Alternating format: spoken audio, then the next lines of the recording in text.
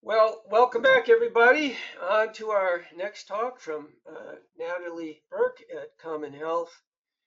Hopefully, we're going to hear some good words, helpful words about a very, very important problem, and that's the matter of the challenges with health equity.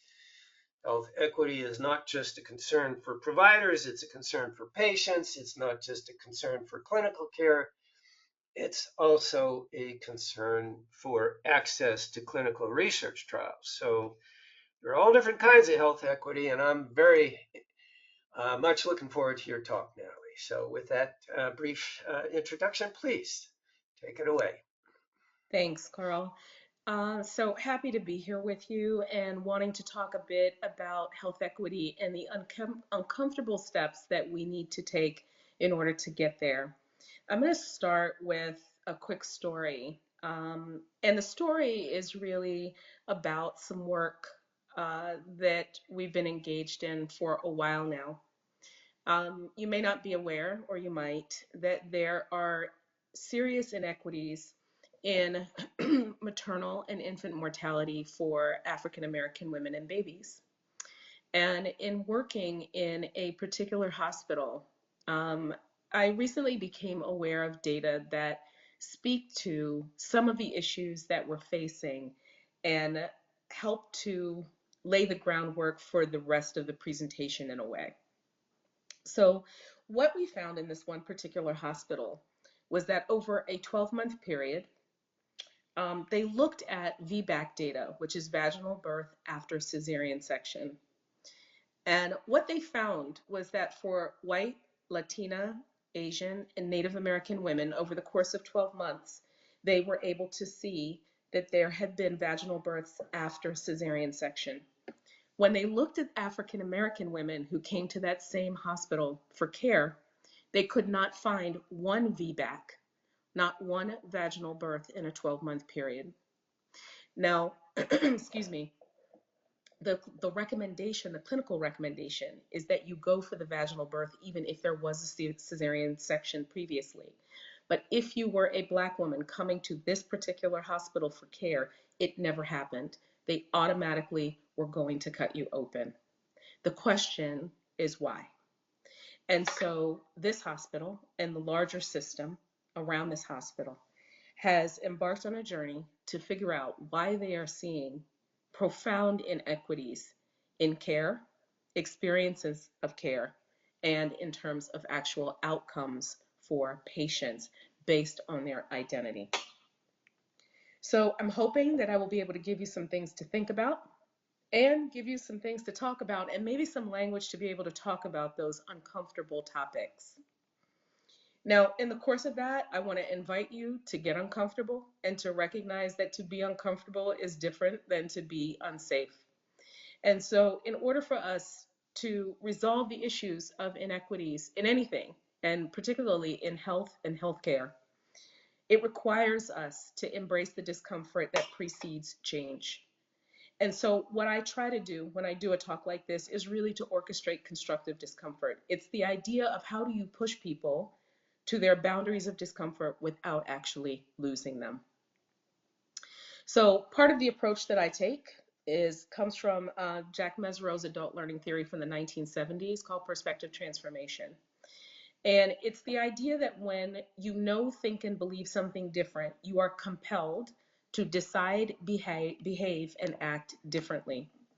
And the way that we found that you can do that with people to help them know, think, and believe something different so that they will decide, behave, and act differently is that you have to appeal to their head and to their heart. The idea that you have to provide logic and data and facts while at the same time creating a compelling argument in a sense that stems from ideas of fairness and justice and meaning. And when you can bring those two things together, you can see perspective transformation begin to happen, whether it is from an individual or within an organization or community or even society. If your approach is one-sided, that you purely come at this from a space of the head where things are based on logic, it usually is not enough to create great change. And on the flip side, if you come at it from a heart space that it's the right thing to do, generally that's not enough either. So what I'm hoping is, in the course of the presentation that I'm going to put in front of you, the story that I hope to tell to some degree, that you will find that you experience some perspective transformation. So where's my mind today? Well, interestingly enough, and as I was listening to Flip, my mind is on the people who are in the path of the storm. Excuse me, my brother is still recovering. He's down in Valdosta, Georgia. And so they have now recently, in the past couple of years, have had really bad storms coming their way. And so, my concerns for people who are in that area, friends and family, of course, are front of mind for me right now. So the question is, well, then who am I? I am a child of the 1960s, just barely. I am a child of Jamaican immigrants. And my immigrant story is really important to how I come to the work that I do in this space that is around health equity. When I was about, these are my grandparents, by the way, 1943 in Jamaica on their wedding day, and had a very close relationship with them. When I went to college, I started to get phone calls early in the morning on the dorm phone from my parents explaining that my grandparents were starting to have health issues. They had moved from New York to Georgia when my grandfather retired for Pan Am. And in that, had a solid retirement, by the way. I mean, just in terms of financially, they were okay. They had been in the country at that point for many years and had never had issues accessing quality or culturally competent healthcare in New York. But upon moving to Georgia, had a very different experience. And so what that really sparked in me was a curiosity about how does health happen for some people and not for others? Why don't all people have the same opportunities to achieve that best possible health or to have access to the things that they need, whether it's housing or education or transportation or healthcare or health insurance? Why doesn't everyone have access to those things to get to that best possible outcome? And so, being the descendant of these women, my great grandmother on the left, my grandmother in the middle, and my mom on the right, has driven me really to do this work that is uncomfortable work around health equity. So, how do we know who we are? That's a bit about who I am, but how do we know who we are? Well, who we are and how we know that starts with this idea of self identity, which is how we perceive ourselves. But there's another piece of this that's really important that's around social identity. And it's the part of the self that's defined by the groups to which we belong. So whether you realize it or not, we all belong and are members of different groups. Now, you may not have filled out a membership application or paid any dues, but because of what we do in society, because of how we organize ourselves, you are a member of many different groups. So, to start with, um, and will move this because this is showing up a little oddly. Um, we start with social identities, the process of social categorization. And this is how we organize individuals into social groups in order to understand the world and how we are in relationship with one another. And so folks who are way smarter than me say that human beings do this as a way to understand the world and to do that fairly quickly. Once we're a part of those groups, we go through a process of social identification. And so in that, it's where individuals start to behave in ways that they believe members of that group should behave. And it manifests itself in a lot of different ways. It could be in how we dress or in how we speak, how we interact with one another when we're a part of these groups. Now, once we've categorized and identified, we go through a process of social comparison. And this is where I think we get into a bit of trouble. This process of social comparison is when one group compares their group to another group, the in group to the out group. And it's the process by which we achieve prestige. We try to get social standing and power. And in the process of doing that, what we end up doing is assigning value to ourselves and for others. And that value is often disparate. It drives how we are in relationship with one another.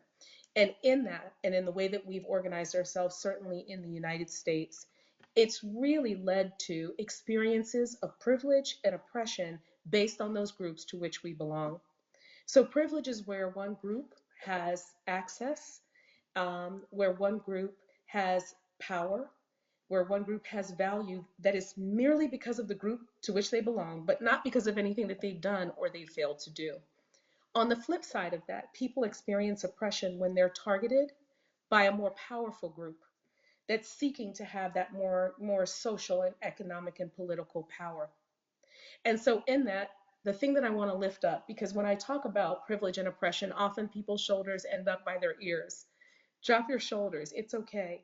There's no shame or blame associated with being a part of a group that experiences privilege or oppression in society because you didn't choose it. It is merely because of the identities that you have and how society has chosen to value those identities that you may experience one or another. So here's an example of identities that have traditionally experienced privilege and others that have experienced oppression. And so, how that happens is interesting. Some of it is driven certainly by social interaction, but a lot of it in our society has been driven by public policy. And so, who has had power and who has not had power throughout society has been driven by public policy. So for those of you who are like me, when you look at number two, take a deep breath. If you are over the age of 40, in accordance to employment law, you are considered an elder, which is really interesting. And the reason that employment law developed that way is that they found that people started to be pushed out of companies and organizations once they reached the age of 40. And on the other side of it, it became harder for them to actually get jobs over the age of 40. Now, I want to be clear, this is not for every profession. So it's really important to note that, right? But this is more in a general sense. That's why they had to actually develop public policy to protect people over the age of 40.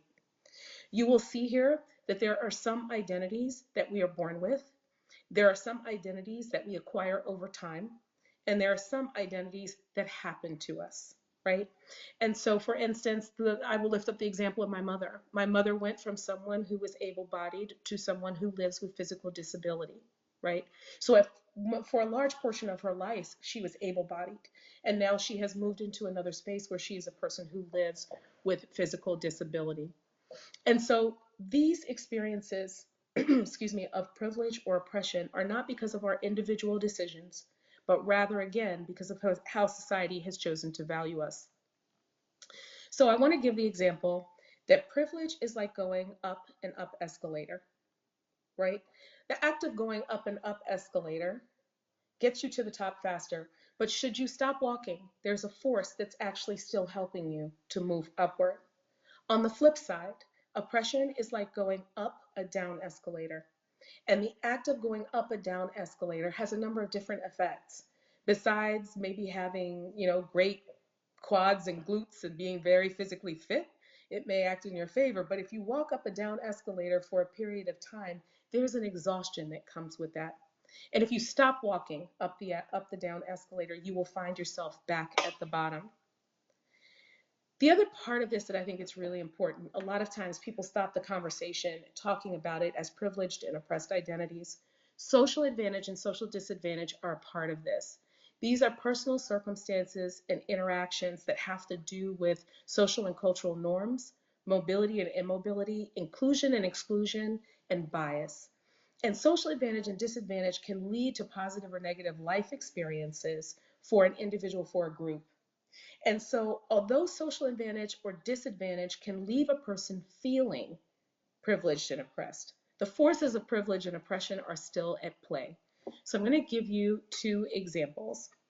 The first would be Halle Berry on the left, who is a famous actress. Now, here are the things about Halle Berry that we know. She has oppressed identities in terms of being a Black woman who is over the age of 40. She has privileged identities because she's American born. English is the first language that she speaks. She's able bodied. And she's wealthy, right? From a social advantage and social disadvantage point, she has the social advantage of being considered attractive. She is a lighter skinned Black woman, which we know because of colorism gives her some social advantage. And she's famous, which is a social advantage in some instances, but can also be a social disadvantage because of issues around privacy and safety.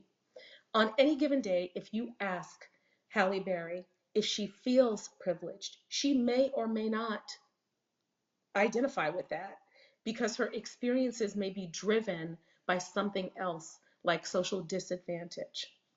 On the flip side, I'll give the example of Jonah Hill. So he is American born, English is his first language. He was born into wealth, actually. He has Jewish identity as well, which is considered an oppressed identity. He's had the social advantage and disadvantage of fame. And on top of that, he has had the social disadvantage of being overweight at certain stages in his career. And he's spoken about how the social disadvantage has factored into his lived experiences. Now, I say all of that to say if you ask Jonah Hill and you say to him, well, you have white male privilege, he may not be feeling that in a given day because he didn't get the part because he was overweight, because he had the social disadvantage of being overweight. Does that in any way erase the fact that he has white male privilege? It doesn't, but it actually factors into his lived experiences. I explain this in this way because it speaks to intersectionality, which is a concept that comes from Dr. Kimberly Crenshaw. And it's important because it talks about the interaction between these different identities and characteristics and how they factor into the way that people experience power and the way that they interact with the world and society interacts with them. This becomes important when we look at how identity and power and policy come together. So power, and I want to make sure I give a definition of this because we often talk about it, but we need a really simple way to understand this. Power is the ability to define reality for yourself and for others. The ability to define reality for yourself and for others. So here is how identity, power, and policy have come together in an American context. On the left, you'll see a newspaper clipping from the Daily Republican Winona from 1863. And it says the state reward for dead Indians has been increased to $200 for every redskin sent to purgatory. This was a state policy about the extermination of Native American people. In the middle, you'll see a poster that's about the Chinese Exclusion Act, again, based on identity. On the right, you'll see a business policy that is about serving whites only, no Spanish or Mexicans, again, based on identity. On the left, you'll see it says Christians only, Jews not allowed.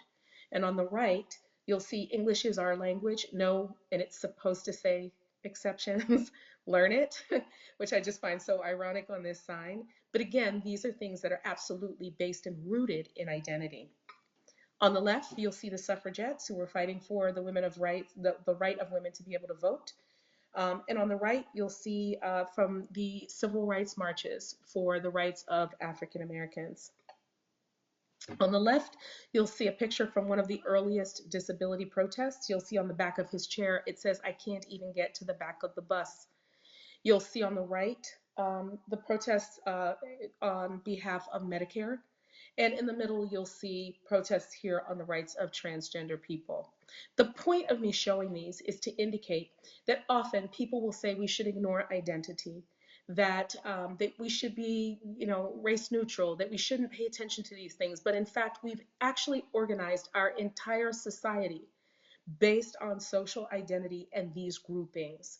And then we have gone about making public policy to either sometimes uplift or other times marginalize certain segments of populations. What it then leads to and what the impacts are of identity can be stereotypes, bias, and inequity. And what those things can then lead to are health inequities. So I want to make sure that I'm clear about the language. This is one of those things that's a little bit of a thorn in my side, so I always have to lift it up. Disparity versus inequity. They are not the same thing. A disparity is merely a difference, a health disparity is merely a difference in health status or outcomes between groups of people. It's merely a difference. But an inequity is special, it's different. It's the place where we can actually take action to make a difference. A health inequity is a disparity that is the result of systemic, preventable, avoidable, and unjust policies and practices that create those barriers to opportunities for health.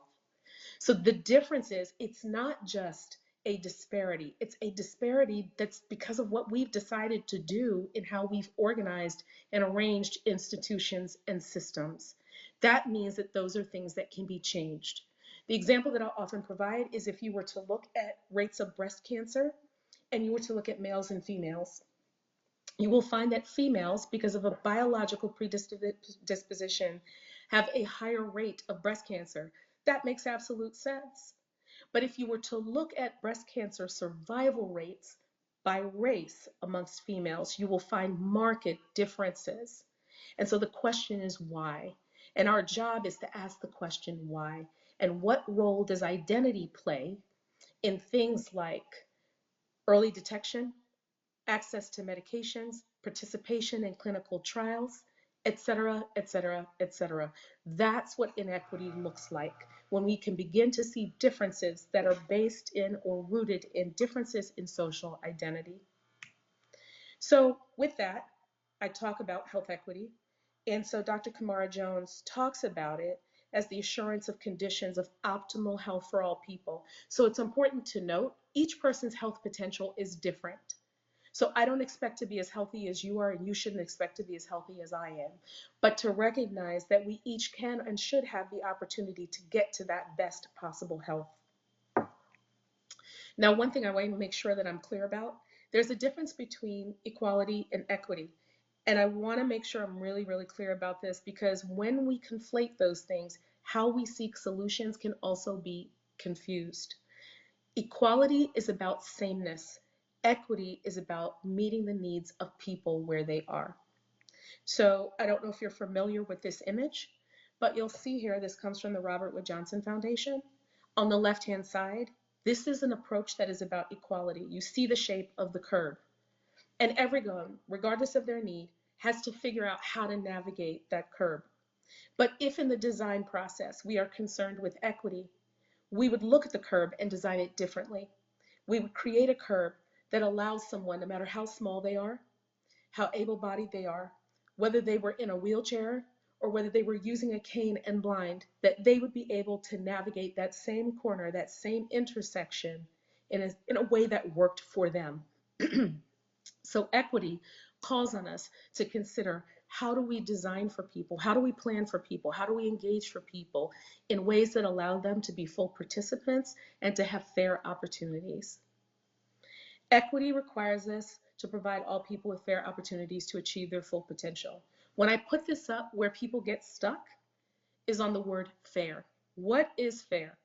And the pushback will often be, well, fair, fair is subjective, it can't be measured, and it's a matter of opinion. Here's how I push back. Fair is not what you think it is or what I think it is. Fair is whatever is necessary to get a person, a family, a community, a population to the best possible outcome. That's what's fair. And the reality of equity is the approach needed may well be different based on the individual, based on the family, based on the community, or based on the population. So when we talk about fairness, it absolutely can be measured, because if someone does not have what they need to get to the best possible outcome, we can measure that, right? But if they do have what they need to get to the best possible outcome, we can measure that as well. The good news is that human beings are hardwired for fairness. People who are far smarter than me have figured this out. And so I was kind of happy to hear this. They say that it is because early humans used to live in ways that were highly interdependent. And that proximity meant that your well-being was connected to my well-being. And so if conditions for you were unfair and jeopardized you, then it could actually jeopardize me as well. And so our brains actually wired up in a way that favors fairness. And so that's the good news. But then the question is, if that's the case, then why is the world the way that it is? Well, we know that while fairness is one part of who we are, there's another part that's at play. Three other parts, actually. One is prejudice. If you breathe air and have a belly button, you prejudge. It's not a character assessment. It just means that in the absence of data or information, we fill in the blanks so that we can make decisions. In-group bias. Everybody wants to be Batman. We like people who are like us. I tend to have short friends because I'm a shorter person. And so we tend to gravitate towards people who share things that we have in common with them. And it's a normal thing to do. Again, it's not a character assessment. It's just a part of being human. In addition to that, we have unconscious bias. I like to think of this as the soundtrack of our minds. This is what's playing in the back of our heads as we navigate our days. These are the stereotypes that we carry about certain groups and that everyone holds, and it's unconscious. It's happening in the back of our minds, and we may or may not act upon it. So, what is bias? Bias is this tendency toward or against someone or something. Biases can be positive and they can be helpful, like choosing to eat healthy foods or to stay out of dangerous situations or away from dangerous people. Biases are often formed based on stereotypes, and they can be positive or negative cognitive shortcuts that can lead us to prejudge in ways that are discriminatory and factor into how we make decisions. So these are biases, are these adaptive practices, and they save us time when we're making decisions, which is especially helpful when we're under pressure. But at the same time, then, if we lean on the bias, what are the mistakes that we might be making, and how are we creating conditions and experiences for other people that are inequitable? I don't know if this will play. You all tell me if you can hear this. Carl, nod if you can hear it. Uh, don't worry about it. I'm gonna skip it. Okay, I'm going to skip it. So here's the general gist. Prejudice and bias, plus the use or misuse of power in systems and institutions, lead us to inequities and to isms. Racism, classism, sexism, xenophobia, which is also an ism, ableism, etc. So when prejudice and bias purely live in our minds, frankly, they just live in our minds. But it's when we use them with power, power being this ability to define reality for people, that it becomes a problem. And how we exercise power as individuals is through our decisions, our behaviors, and our actions. But as systems and as institutions, how we exercise power is through our policies, our programs, and our practices. So this piece and this equation is really important because bias and prejudice don't matter until we act on them. And we do that in ways that can be detrimental to health, well-being, and quality of life. So again, that's that reminder. Power is the ability to define reality for ourselves and for others. Now I want to show you a really simple, and it would seem like a benign example, but it leads into this discussion around health equity in a deeper way. This is from a book called Nursing, a Concept-Based Approach to Learning from 2017. It's from a chapter on acute and chronic pain, and it's talking about cultural differences in response to pain. Here you'll see it talks about Jews may be vocal and demand assistance. Blacks often report higher pain intensity than other cultures. Hispanics may believe that pain is a form of punishment, and Native Americans may prefer to have medicines that are blessed by tribal shaman. Now, if you were to look at this book, you would find that it also has things about that African Americans perceive direct eye contact as a form of aggression.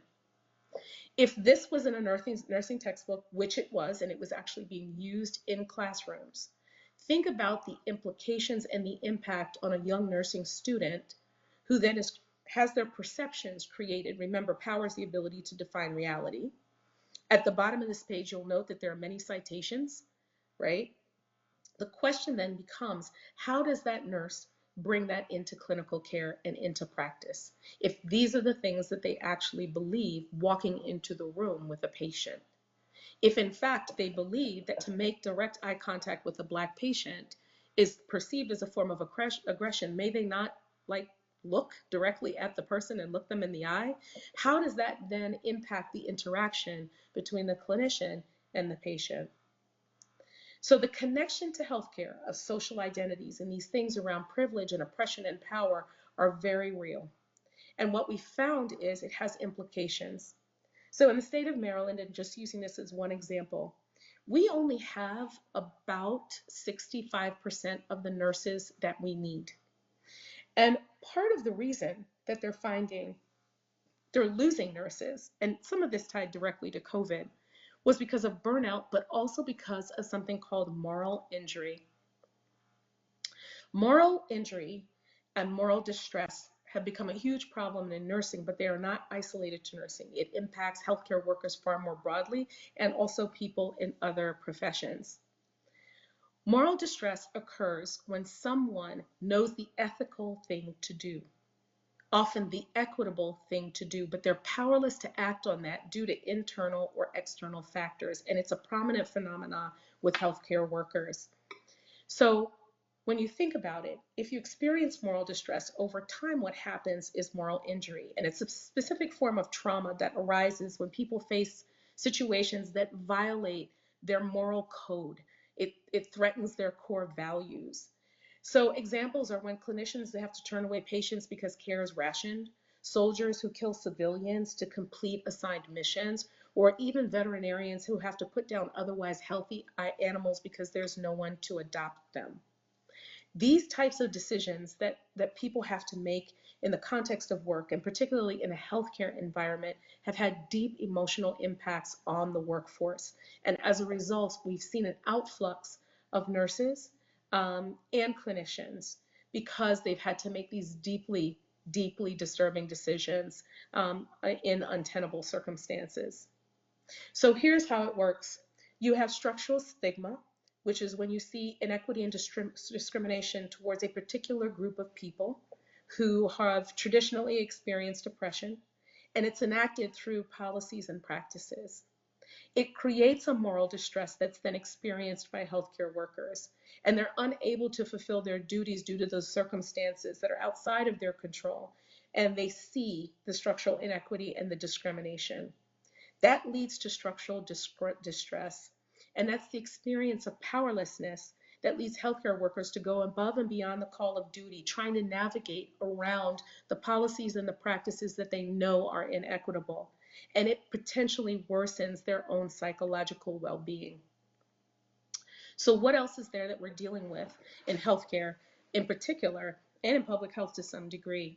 Well, we know race-based medicine is problematic. And in that, it is a driver of inequities that we see. So racism in healthcare is not new. And although human beings, we share 99.9% of the same DNA, we still recognize that racism plays a role in how people experience healthcare. Race is an artificial social construct, and it's grouping people based on physical differences, but it's not rooted in biology or in science.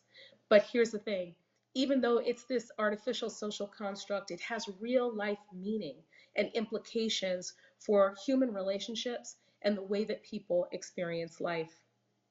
We know that there were a number of tools that were used to create the concept of race, because believe it or not, there was a time that race did not exist. And so art, music, theater, science, religion, medicine, and policy were all used to create what we now think of as racial groupings, racial identity. How that then factored into the practice of medicine is deeply disturbing. So in the 1840s, Marion Sims developed a treatment for fistulas. He spent years experimenting on enslaved Black women without anesthesia. One in particular had 38 procedures done without anesthesia, and he continued doing those procedures without anesthesia, even though the anesthesia existed at the time. When he perfected the procedures and started to then conduct those on white women, he actually used the anesthesia. J. Marion Sims is considered the father of modern gynecology. This is his statue being removed because once the ugliness of the role that racism played in his practice came to light, there was a lot of outcry that this was not somebody who should be revered with statues in a public square. Another way that we see that social identity has factored into the practice of medicine has to do with the modern day spirometer. And so this is the device that is measuring lung capacity. And what they found was, and it's really interesting, how the measurements and the algorithm, and I'm actually going to pull my notes up here, for this were formed came from first Thomas Jefferson describing a difference in the structure of the pulmonary apparatus of enslaved Black people versus white Americans. That comes from 1785. It wasn't based on science. He actually used it to, in essence, say this was why enslaved Black people needed to work in the fields so that it could help to increase their lung capacity because they had these inferior lungs. From that, then, a century later, Cartwright came up with this lung device, and he automatically built into the algorithm of measurement a 20% difference between black and white people just based on what Thomas Jefferson said. This is important because, believe it or not, the modern day spirometer and its algorithm still have this racial bias written into it, and it's not based on science. So when you take this and you couple it with what they found about the pulse oximeter, this is where we have huge problems about the role of social identity, bias, prejudice, racism, and medicine. The pulse oximeter that you put on your finger to detect the oxygen in the blood, what they found is that the darker skinned you are, is the higher the reading is. And so with that, during COVID, you had two significant medical devices that had racism written into their algorithms, one being the pulse oximeter and the other being the spirometer, telling people that black people were not having trouble breathing, even though black patients were saying, I can't breathe. But because the devices said, you're fine, they were being sent home without referrals to specialists when in fact they couldn't breathe. We've seen that the algorithm that managed healthcare for over 200 million people in the United States systematically discriminated against black patients, giving them lower risk scores than their white counterparts, which meant then that they did not get referred to specialists when they needed them. We've seen that Children's National did its own analysis and found that when children presented in the emergency department with long bone fractures, that black and brown children were most often given over-the-counter pain relievers, but their white counterparts were given opioids, when the recommendation is that the child should get opioids, right? And so obviously there's something at play here, that there's this racial difference in the management of pain. And this is what we know to be true. There are myths about the ability of black people to tolerate pain that come from the times when black people were enslaved in this country.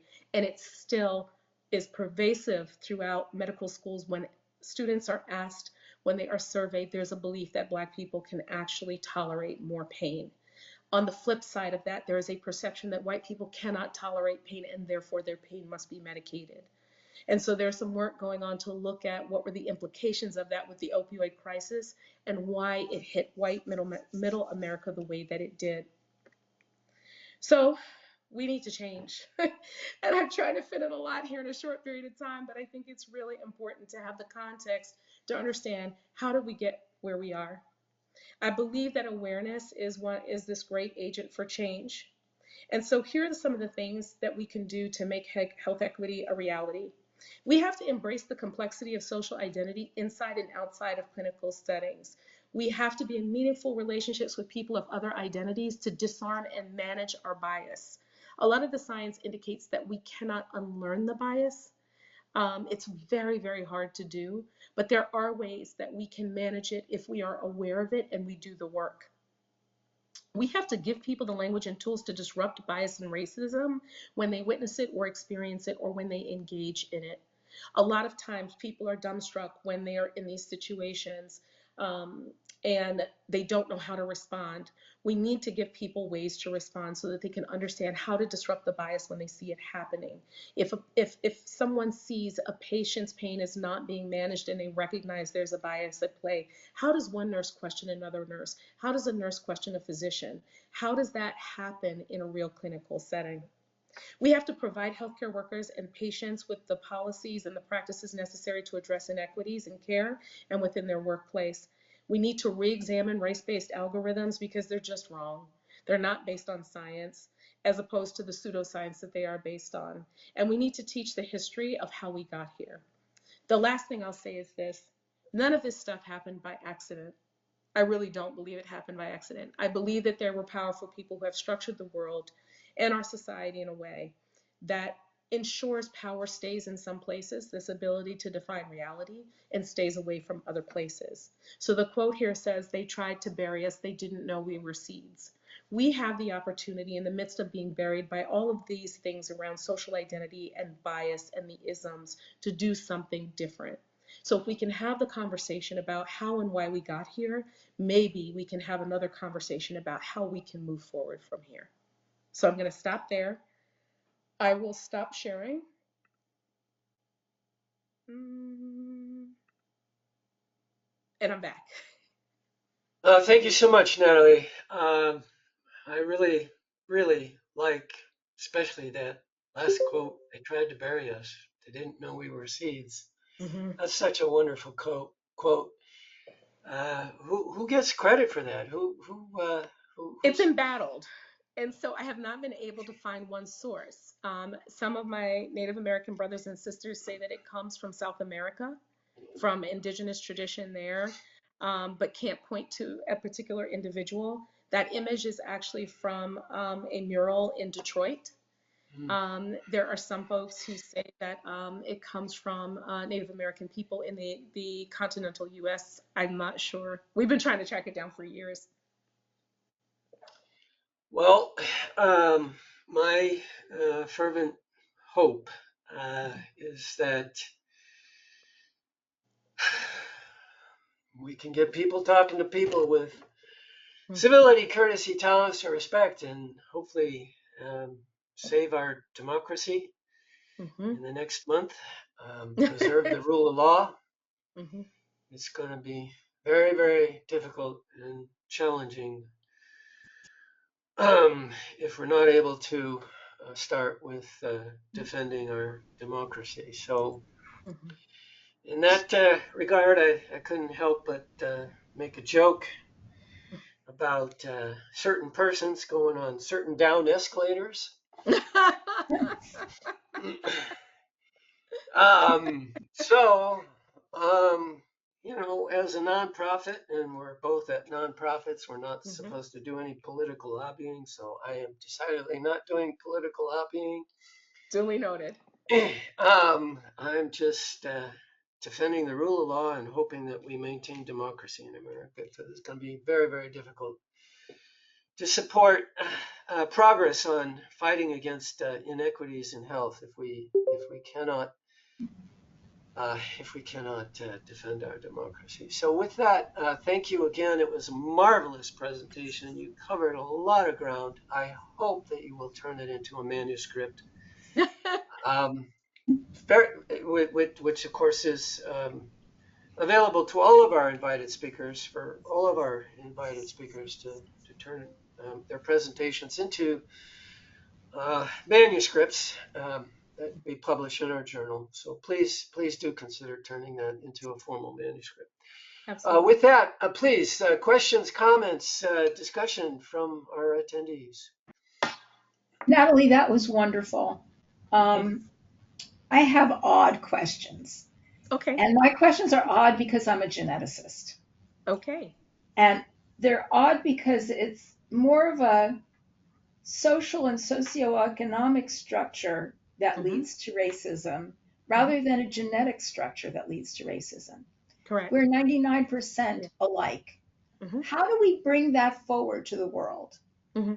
Because if we are all alike, why would there be inequities?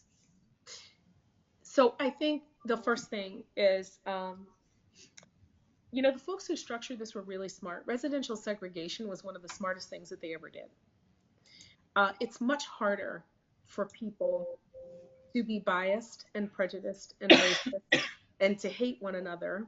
It's harder if you are in relationship with someone who is unlike you. And unfortunately, residential segregation um, keeps us in our silos.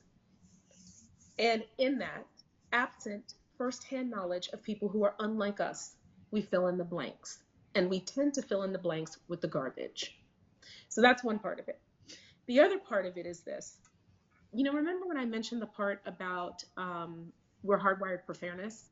And Mhm. they believe it's because of how early humans lived with a high degree of interdependence.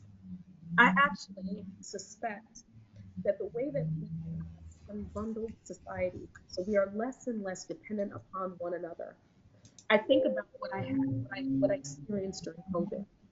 I could meet a basic human need of eating without Mhm. ever interacting or engaging with another human being. I can get on an app and get my food.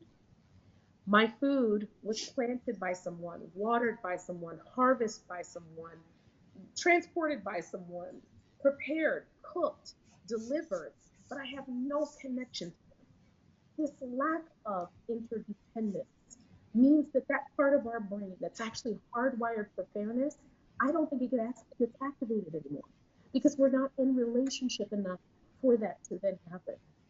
So I actually believe there's some work we need to do to restructure communities to create more interdependence that is a requirement for survival. I don't mean just to make nice, but literally that my survival is then connected to yours. And at that point, I value you differently. Hmm. Not because I want to, but because I have to, right? And I think that there's some work that we could do with regard to what interdependence looks like and how that creates different outcomes and relationships in society. That's my Now, 47 cents, Julie. I have to say, I agree with you, and I agree with you completely. But I see too many individuals putting up walls, and we were talking before about silos, but creating silos that are of um, my our term is geoethnic Mm-hmm. exclusivity, perhaps, Mm-hmm. where there's just no interplay of other people. Mm-hmm. And the best example that I have was when we moved into a new neighborhood in Southern California, and almost everybody else in the little neighborhood we moved into was the same. They Mm-hmm. were of European descent. They were all Christian. And in fact, they were all evangelical Christians. They all went to very, very evangelical churches. And the few people in the neighborhood who were different, including the Muslim family, the Jewish family, the Mm-hmm. whatever it was, were outcasts, such that one neighbor came to our door, knocked on our door, and wanted us to go to his church. I didn't have the interaction with him, but this man wanted said his pastor is the best pastor, and we should go with him. And it wasn't until he was told, "But we're Jewish," he backed out of the door and went away. And I don't think he ever spoke with us of his Mm-hmm. own volition after that. Mm-hmm. Mm-hmm. Or there was a family in the neighborhood where the dad was black, the mom was white. They were actually from England, and they had these two beautiful daughters. And, people didn't, when they go to the swimming pool, the kids would go, "You don't belong here." Mm-hmm. Mm-hmm. And how do you break through that and let them see the identity that we all share? So I think there are a number of things that are at play, though, Julie. I think this is going to sound very harsh, but I believe that some people have to die. And when I say that, some people will just have to die off. They're, I they're, they understand. they need to pass on. I don't mean anyone has to do them any harm, but they will not move. So Yeah. those people will have to pass on. I believe that the reality is that as we see intermarriage happen, whether Hmm. interfaith marriages or interracial marriages, I believe that we are becoming a country that over time it's going to be harder and harder and harder to have these clear distinctions about who is what. That also I think will help us. Yeah. I think the younger generations will help us, and I believe that it's going to take time. But I think the first step is to figure out what it means to be in meaningful and authentic relationship with people who don't share your identities. That's why even in a clinical context, I find it difficult to think that you can have clinicians who have no real interaction or engagement with people um, who are outside of their own identities, but they're expected to be able to engage with them meaningfully when they've had no exposure, or the exposure that they had is so incredibly biased and racist, like what we saw in that textbook. It Well, the absolutely textbook. poisoned the entire interaction, right? Well, Yeah. I would like to interject and do our official nonprofit disclaimer. in support of people, talking to people with civility, courtesy, tolerance, and respect. Under no circumstances are we in any way, shape, or form advocating any harm to any living No, presence on planet Earth.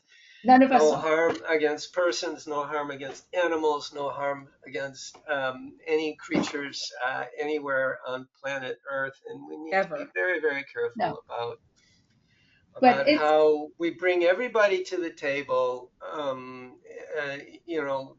The question of how to open the eyes, ears, and mind of certain persons who may be intransigent and rigid and Mhm. inflexible in their positions depends on a number of psychological and psychiatric questions, in my opinion. First of all, are they aware and cognizant of what's going on in the world around them? Are they even willing to ask questions? Or are they someone who falls in the category of simply not being aware of what's going on? Or do they fall into the category of simply being what in the behavioral healthcare world refers to as true psychopaths, meaning Hmm. they just don't have the checks and balances that most normal, healthy people do. Hmm. So, and certainly in the world of forensic psychiatry, we have to address the question of the possibility of rehabilitation or not the possibility of rehabilitation. I just want to be very, very careful Mhm. that we keep the door open to how we go about talking about how do we reach people who are rigid, inflexible, and intransigent. So let's Yeah, not give up hope. Let's not give up the faith. Let's Carl, keep the faith. absolutely. I, and um, I recognize it's okay to admit that there are some people who won't change. I believe that that is a part of this work, Mhm. and we can respect that they have a different opinion, right? That's fine. I do believe that there are far more people who are reachable. Now, some of what the research indicates is necessary to reach them. It's tough work and it's a heavy lift Mm. because you actually have to replace the bias with the very thing that they revere. Like you've got to flip it in their heads, and that is really hard for people to deal with. That's why a lot of the work and the training around bias and whatnot doesn't work. That's why people walk away and it's like that was lovely, but they don't actually change. I think where I've seen the greatest change happen is when people are in relationships with people who are unlike them. Mhm. That becomes the real opportunity. And so that's why I think, this how we have segregated ourselves in society is not helping our cause to change this. So I think if we can find ways to take the silos and make them porous, this porosity of silo idea, I believe, is critical to us being able to move us forward on these issues. Yeah, I A actually lot I of think a you're lot right. of very, very difficult, challenging questions. Let's build bridges, tear Yeah. down walls. Let's keep the doors open. Mhm.